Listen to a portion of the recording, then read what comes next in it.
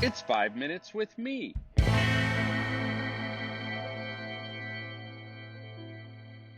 What is up, happy listeners? Welcome to December and a glorious welcome to 5 Minutes with Marko, where today we're going to talk about asking for help. And I don't just mean like trying to recruit volunteers, I mean, in general, the leadership necessity of asking for help. As an American, I've been taught to love self sufficiency, and I'm not alone in this reality. In the world of leadership, self sufficiency is often seen as a sign of strength, and sadly, ministry leadership is not an exception to this. We're groomed over years to believe that asking for help is a sign of weakness. A bigger lie, we're groomed over years to believe that asking for help will push people away from us. And while we often don't live on that plane of emotion, our deeper needs of connection and relationship drive us to this counterproductive, I can do it by myself approach. Here are two counterintuitive truths. First, asking for help can be a sign of a strong, self aware leader with a high level of personal awareness. And two, when a competent person asks for help, she draws people to her emotionally rather than driving them away. These themes are central to the year-long coaching program I run for youth workers, but it's not uncommon to have a participant unwilling to connect with these realities. In one cohort, a guy made a presentation as part of an element designed to get input from the group, and he talked all about his great success and all the amazing things he was doing. And when he stopped talking, I asked, "What do you need from us?" And he was lost and uncomfortably said, "I don't think I need anything." But that was counter to the entire focus of the program, and he did not return for our second meeting.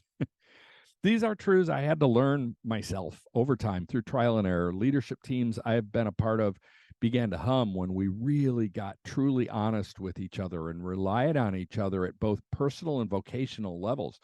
I found that people I was leading withdrew from me when I presented an I've got it all together vibe, but were drawn together and to me when I was fully, uncomfortably honest, as long as I wasn't trying to manipulate them.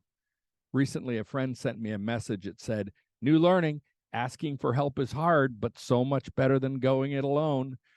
This was from a strong leader, an extremely gifted man, and he's experiencing breakthrough into a new level of growth and wholeness that will cause, I believe, his future leadership to far surpass the successes he's experienced to this point in his life.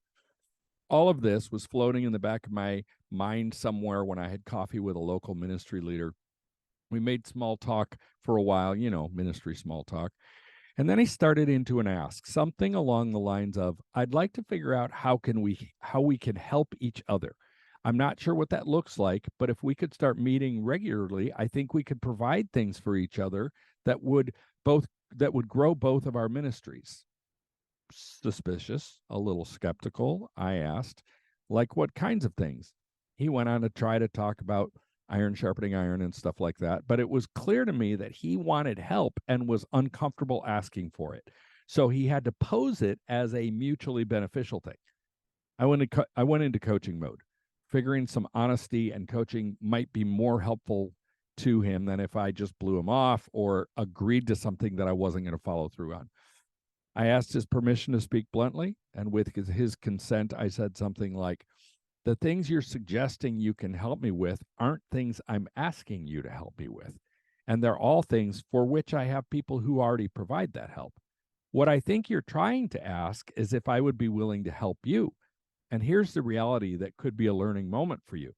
When you pose this question laden with soft ideas about how it could be mutual, you drive me away because I'm not asking for help.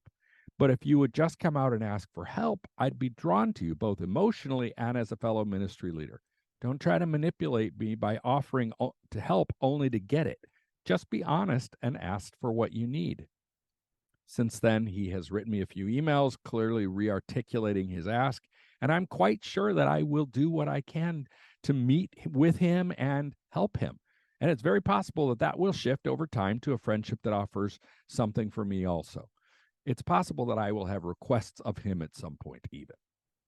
Knowing when you need help, clearly articulating it, and asking is strong leadership, not weakness. The Youth Cartel Podcast Network.